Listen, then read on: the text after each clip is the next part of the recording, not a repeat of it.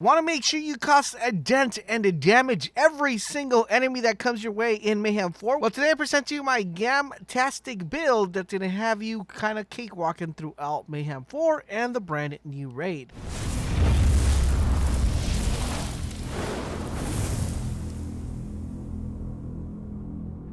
As of this is LaserBolt, and today I want to share with you guys my Gam Burst build, which is really effective, really good. It synergizes well with the current weapons that we're going to be using, and it synergizes very well as well with the different setups that we have for different areas of the raid and also for mobbing. So we're going to be moving a couple of things around in order for when we're doing certain things and when we're not doing certain things. When we're fighting bosses, we're going to have a certain set of gear.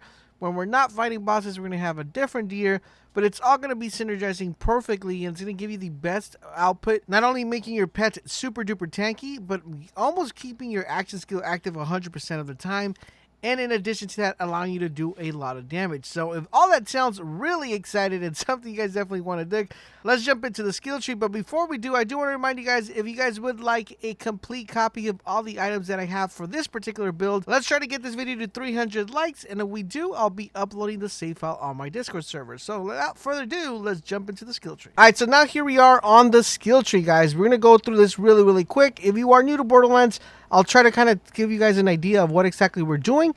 But let's jump into the Hunter skill tree. For the Hunter skill tree, guys, we're dumping 5 points into Interplanetary Stalker. This is what this does is pretty much converts the enemies into different sets of types, like pets, robots, and humans, and synergizes pretty well with the different skill trees that we'll talk about a little bit further in the video. Then we're going to be dumping 1 point to Leave No Trace. The reason why we're doing this is because we want to get at least a little bit of ammo back. And this is the Hunter's Eye, and the Hunter's Eye is extremely important because remember what we did with the Interplanetary Stalker. We changed the enemy types, and this actually gives us a buff to actually give more damage to human, robots, and beasts. Since we have 7 on this, and we're picking up 2 additional ones from our class mod, it's increasing it to 21, 42, and 28. Next, we're going to be picking up a total of 3 points into head count. This is going to give us the advantage that when we score a crit hit chance, there's a chance for our action skill cooldown to be reduced, so it's going to allow us to get our action skill a lot quicker. Then we have 2 points into 2 Fang, allowing us to fire an extra projectile. We are using a lot of weapons with projectile, so it's going to be very important to get that additional one. 3 points into Big Game, and Flag Hunter skill becomes more effective the longer the duration.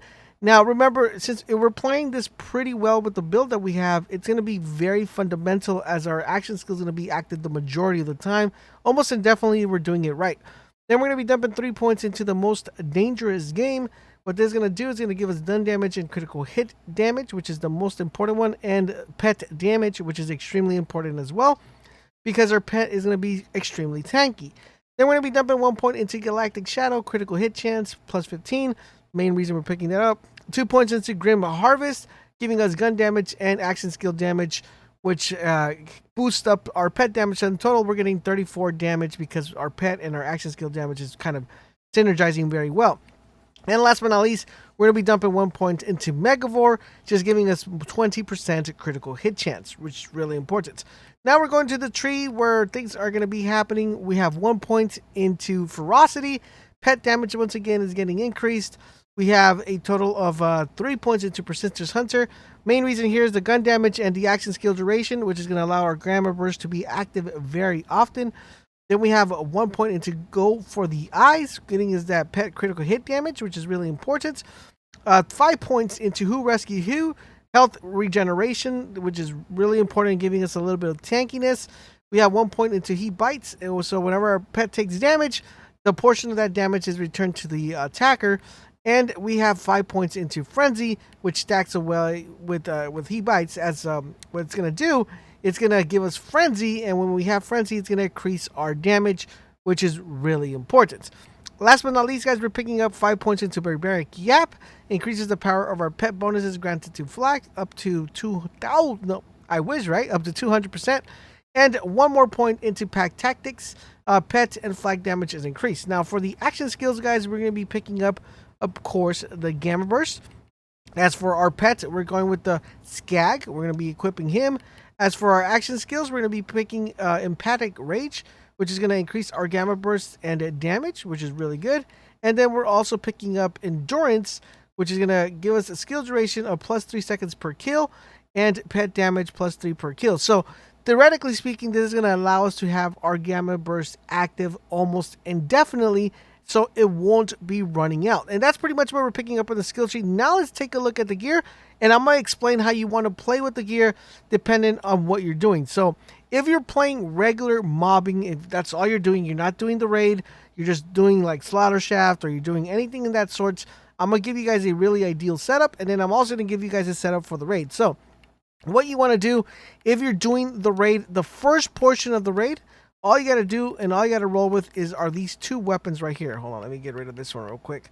These two weapons right here. One is the Brainstormer, and number 2 is the Maggie. Now, if you want to see how this plays out, I will be adding a little bit of footage of me using this through the portion of the raid, so you guys can get a better idea of how we're using this and how it's synergizing and how effective it is. Now, the way we're using these weapons is we're using them with the anointment while Gamma Burst is active, gains 65% radiation damage. So our Gamma Burst is going to be active indefinitely, so the majority of the time it's going to be active. So as long as we're killing enemies and our pet is killing enemies, our Gamma Burst is going to be active. So we're going to be proccing this 65% bonus almost throughout the whole entire gameplay.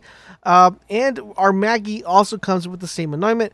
While Gamma Burst is active, gains 65% bonus radiation damage. Now, the way we're doing this, we're knocking the shields down with the Brainstormer and finishing off the red bars with the Maggie. And throughout the, I would say primarily throughout the whole entire raid until you actually get to the Valkyrie, you're dealing with blue bars and red bars, except for the bosses, right? So that's going to be your main focal point when you get to this part.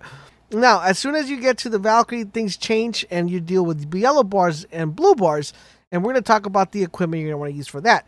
So once you get to the Valkyrie, all you got to do is switch it up the following way. You're going to go into your inventory and we're going to pick up the projectile. We're also going to be keeping the Maggie because there are a little bit of red bars there. And we're also going to be switching over to the Brainstormer.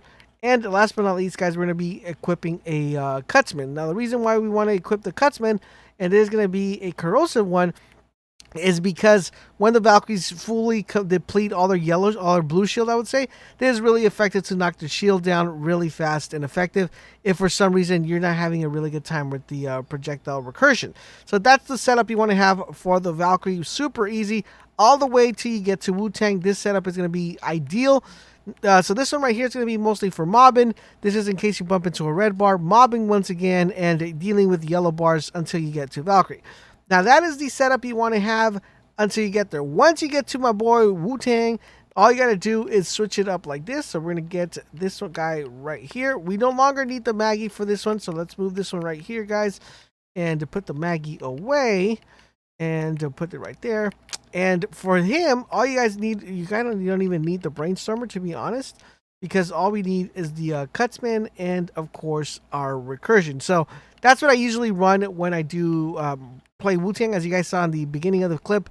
Super easy to knock his shields down. Now, if you're doing Shatter Shaft, we are going to be changing a couple things, but that change only is going to be happening within our gears. So let's talk about our gear in general as far as our shields is concerned. We're using the Transformer. Transformer has on action skill and gain 50 bonus corrosive damage with the weapon for 10 seconds. Since our action skill is being procced very frequently, we're not going to be having that action skill end that often, but there's actually a way to proc that action skill fast without you having to proc your action skill. So I hope that kind of makes sense. Basically, what you're going to do is pretty much what Amara does with the face grab, where she face grabs the ground and gives her the action skill end. With Flak, you're able to do the same thing.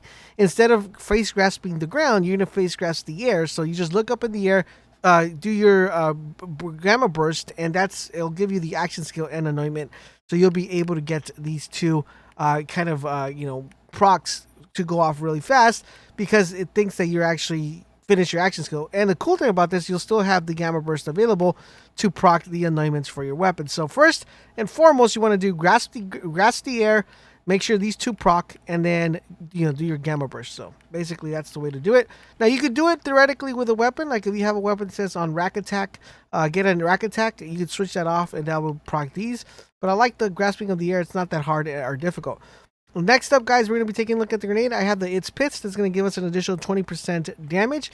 And we also have on action skill and get 50% cryo damage. Basically, if you're doing the Wu-Tang or the raid, you want to make sure you have corrosive up here or cryo here. either way, you want to make sure cryo and corrosive are the way to go for that one in particular. Now, this class mod right here, which is my bounty hunter, is really good. I got plus 25 weapon damage, plus 31 shotgun damage, and plus 10 Maliwan damage, making our shotguns really powerful. Plus our Maliwan weapon, giving it an extra buff of 35 weapon damage, which is really important.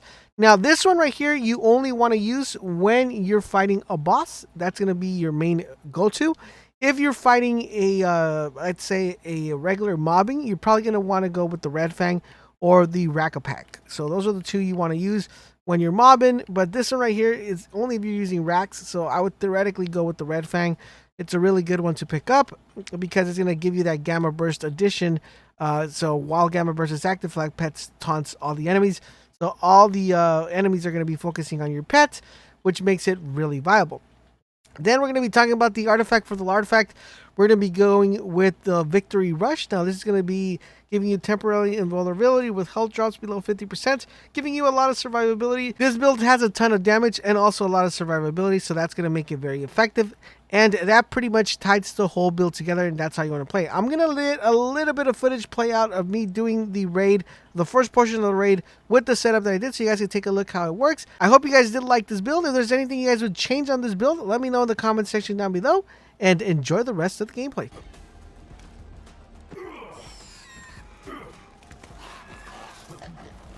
Rip them to shreds.